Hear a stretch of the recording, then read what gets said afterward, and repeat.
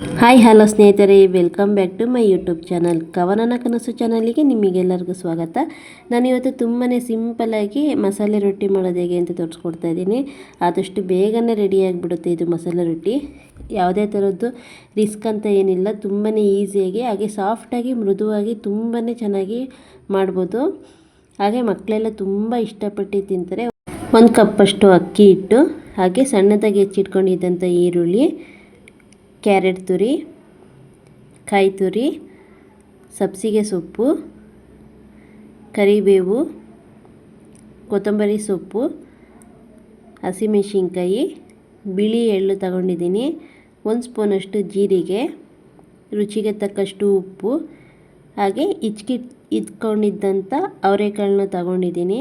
ಅದನ್ನು ಬೇಯಿಸಿ ಇಟ್ಕೊಂಡಿದ್ದೀನಿ. ಬೇಯಿಸಿದ್ದ ಅವರೆಕಾಳನ್ನ ಸೇರಿಸ್ಕೊಳ್ತಾ ಇದ್ದೀನಿ.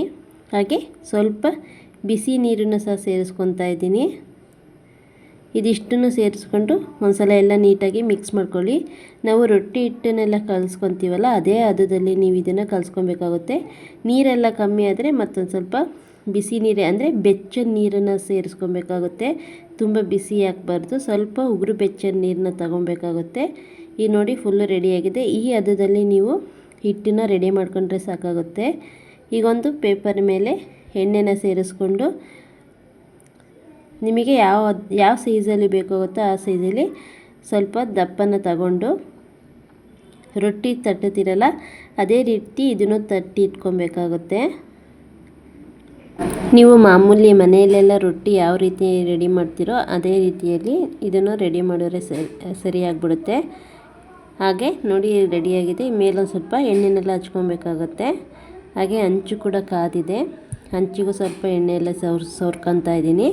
ಹಾಗೆ ನೋಡಿ ರೆಡಿಯಾಗಿದೆ.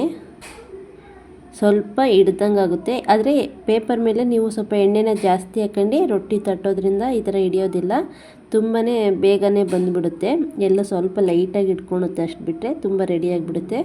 ನೋಡಿ ಈಗ ರೆಡಿಯಾಗಿದೆ. ಫುಲ್ಲು ಸಾಫ್ಟಾಗಿ ತುಂಬ ಚೆನ್ನಾಗಿ ಬಂದಿದೆ. ಮಕ್ಕಳೆಲ್ಲ ತುಂಬಾ ಇಷ್ಟಪಟ್ಟು ತಿಂತಾರೆ. ಹಾಗೆ ಇದಕ್ಕೆ ನೀವು ಯಾವುದೇ ಥರದ್ದಾದರೂ ಪಲ್ಯ ಮಾಡ್ಕೊಬೋದು, ಅದು ಕೂಡ ಇನ್ನೂ ಚೆನ್ನಾಗಿರುತ್ತೆ. ನಾನಿಲ್ಲಿ ಸಿಂಪಲ್ಲಾಗಿ ಚಟ್ನಿ ಮಾಡಿ ಇಟ್ಕೊಂಡಿದ್ದೀನಿ. ಹಾಗೆ ನಾನು ಮಾಡಿರೋದು ಇಷ್ಟ ಆದರೆ ಕಮೆಂಟ್ ಮಾಡಿ, ಲೈಕ್ ಮಾಡಿ, ಹೇಗೆ ಬಂದಿದೆ ಅಂತ ಕಮೆಂಟ್ ಮಾಡಿ. ಹಾಗೆ ಮರಿದಂಗೆ ಶೇರ್ ಮಾಡಿ ಫ್ರೆಂಡ್ಸ್, ನಿಮ್ಮ ಫ್ಯಾಮಿಲಿ ಗ್ರೂಪಿಗೆಲ್ಲ ಶೇರ್ ಮಾಡಿ, ಹಾಗೆ ಸಪೋರ್ಟ್ ಮಾಡಿ.